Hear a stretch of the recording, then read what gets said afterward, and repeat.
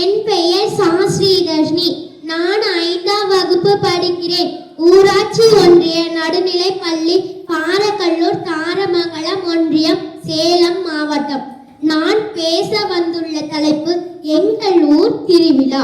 முன்னில் சூழ்ந்த உலகத்திற்கு முதல் மொழியாய், எந்நாளும் அழியாத இளந்தமிழாய், ஏற்புடையர் போற்றும் பழந்தமிழாய், சிந்த எல்லாம் மயக்கும் செழுந்தமிழாய் நின்றவளே, அறத்தால் அகிலத்தையே வென்றவளே, தாயே தமிழே வணக்கம். உன்னால் கிடைத்தது இந்த வாய்ப்பு எனக்கு.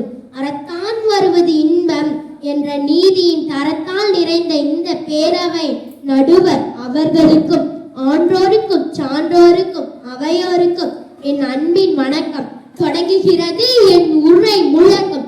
பசியும் பிணியும் நீங்கி பசியும் மலனம் சுருக்க என்று, பசியில்லாத வாழ்க்கையும் பிணியில்லாத வாழ்வும் வேண்டும் என்றும், மகிழ்ச்சியும் வளமும் பெருக வேண்டும் என்றும் 2000 ஆண்டுகளுக்கு முன்பே விழாவின் நோக்கத்தை தெல்ல தெளிவாக விளக்குகிறார் மணிமேகலை காப்பியத்தில் சீர்தலை சாத்தனார். சங்க இலக்கியம் முழுவதும் விழாவென்றும் விழவு என்றும் நீங்கமற நிறைந்து கிடக்கிறது.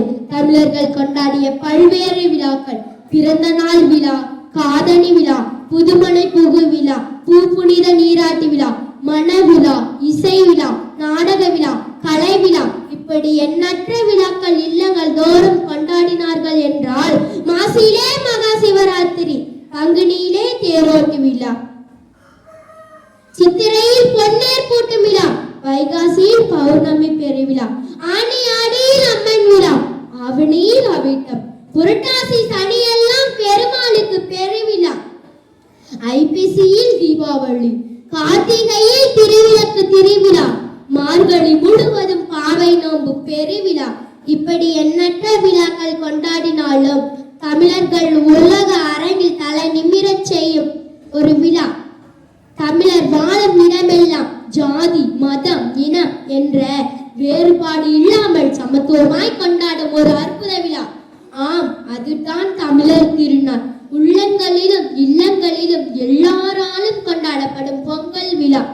பொங்கலோ பொங்கல், பொங்குது பொங்குது பாட்டு, பொங்கது பாட்டு சொல்லடியோ, பாட்டு சொல்லடியோ. எது எப்படி ஆயினும் சொந்த ஊர் பெருமை பேச வேண்டுமா இல்லையா? ஆம், எங்கள் ஊர் திருவிழா, கண்ணனூர் மாரியம்மன் திருவிழா பற்றி கூறுகிறேன் கேளுங்கள். ஆடி மாதம் என்றாலே ஆட்டம் பாட்டம் கொண்டாட்டம் தான். ஆம், அம்மனுக்கு கம்பம் சாத்தி அன்றிலிருந்து 15ஆம் நாள் பண்டிகை. ஒவ்வொரு நாளும் அம்மன் ஒவ்வொரு அலங்காரத்தில் அவதரிப்பாள். 1000 கண்ணுடையவள், துன்பங்களை போக்குபவள். அம்மனுக்கு பூஜைகள் நாளும் நடைபெறும். இளைஞர் கூட்டம் அம்மன் முன் மாரியம்மன் நடனம் ஆட ஒரே குறுக்களம் தான் போங்க. முளைப்பாரி எடுத்துக்கொண்டு அழகிய பெண்கள் பாடல் பாடிக்கொண்டே நடனம் ஆட, ஆஹா ஆஹா கொள்ளை கொள்ளும் அழகு, உள்ளம் கொள்ளை போகுதே என்ற பாடல் தான் நினைவு வரும். கண்களுக்கு மட்டுமல்ல, நாவுக்கும் அறுசுவை விருந்து தருவார்கள். பொங்கல், மோர், சுண்டல் என வகை வகையான பிரசாதம் தருவார்கள். 15ஆம் நாள் பண்டிகை. அம்மன் மனம் குளிர நேர்த்திக்கடன் வைத்தவர்கள் அனைவரும் அம்மனுக்கு நேர்த்திக்கடன் செலுத்துவார்கள். அழகு குத்துவார்கள், தீச்சட்டி ஏந்துவார்கள், தீ மிதிப்பார்கள், மாறுவேடம் இடுவார்கள்.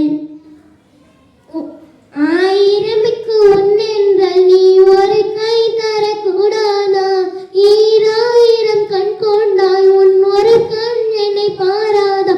உன்னில் சரணடைந்தேன், இனி நீ கதியே என்ற எங்கள் ஊர் அம்மன் திருவிழா பற்றி பேச வாய்ப்பளித்தமைக்கு நன்றி கூறிவிட பெறுகிறேன். இப்படிக்கு உங்கள் சாஸ்ரீதர்ஷினி.